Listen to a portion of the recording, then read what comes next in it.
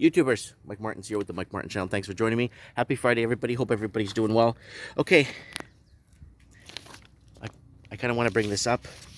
It looks like the mainstream media in several posts and several little dabs here and there. You know how it works?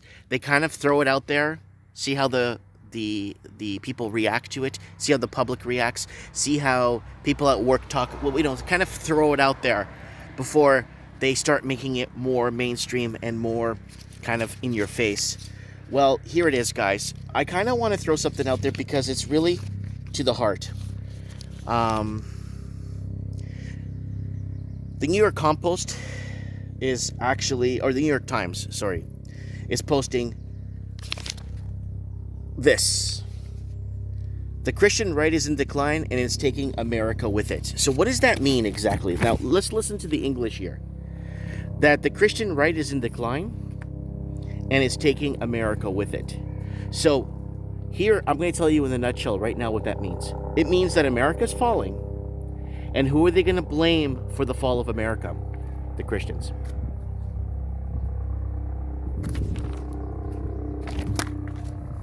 Everything that was built here in the West, again, Canada, the United States of America, Mexico, Brazil, they're all extensions of Europe. They're all built off of Christian principles, aka founded on Christian principles of the Ten Commandments. Thou shalt not steal, thou shalt not kill, that, fair, pay thy, there's I don't know how many, I think there's 706 commandments in total of some sorts, but, I'm pretty sure there's one there to pay a fair wage, to pay, because look what slave labor has done. It's grown the Chinese. I mean, you could build an empire off of slavery, right? So look what's happened. And they completely bought us out. So Christian right is in decline. The presidency of George W. Bush have been the high point of the modern Christian right's influence in America. Nope. It was actually John Fitzgerald Kennedy.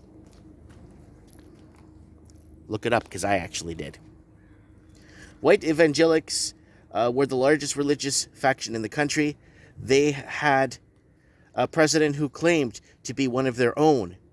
He had a testimony tucked in with evangelical terms, said Robert P. Jones, chief executive of the Public Religion Research Institute, of the author of the 26th book, The End of the White Christian America. So the second you start to see the end of white Christian America, we've seen it happen in other parts of the world. And, I'm not saying Christianity, it has a lot of flaws because of the business of the church. The church is a big business, right? If you actually go to the root of Christianity, to Christ, and go back to the beginning and actually say, you know what? I'm not going to rip off my neighbor seven times. No. How many times do I forgive my neighbor? 7 times 7 times 7. How many, and it's happened because I had a public servant come in my store. His name is Balls. He came into my store and said, I had a cross. I guess I'm wearing a cross too, but I have a cross on my wall in my store. He's like, you believe in Jesus? I'm like, yeah. Oh my God, you actually believe he existed? I'm like, yeah. And this is a public servant in his 40s, working for the government of Canada. A public servant where I just paid my provincial sales tax to pay his wages. But because it's against Christianity, there's really it's okay to do, right?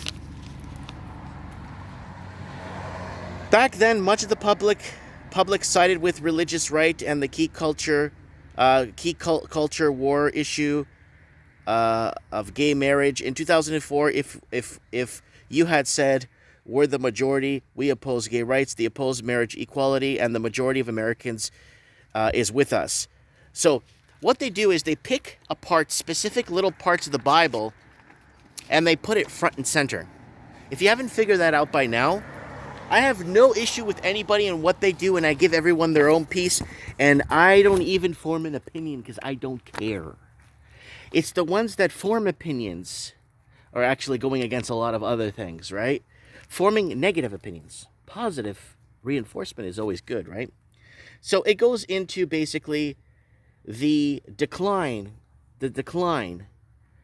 of America will be blamed by the Christians. It's a long article. You could read it. It's in the back page of the New York Times. And it goes into QAnon and all kinds of BS. I just want to let you guys know, all the Christians out there, that yes, we united. I mean, us united. You know, we're taught to love. We're taught to accept. We're taught to, we're taught to compassion, So I kind of wanted to throw that out there, because is Canada, or I'm sorry, America, Canada will follow in suit, saying that Christian Canada is done. We have a prime minister here in Canada who openly dislikes Christianity, but he wouldn't be in the position he is today. If a lot of these people wouldn't be in the position they are today if our country wasn't founded on Christian principles. That's the problem they don't get. A lot of the people that are saying what they're allowed to say right now is because it was founded on Christian principles. I could tell you of a couple of other religions that if we were colonized by them here in the West, it'd be a completely different story, and I wouldn't even be making this video today. And that's why I'm grateful for this country being founded on Christian principles. I think of all the most religious, like heavily religious countries in the West, on the Western Hemisphere, would be Brazil.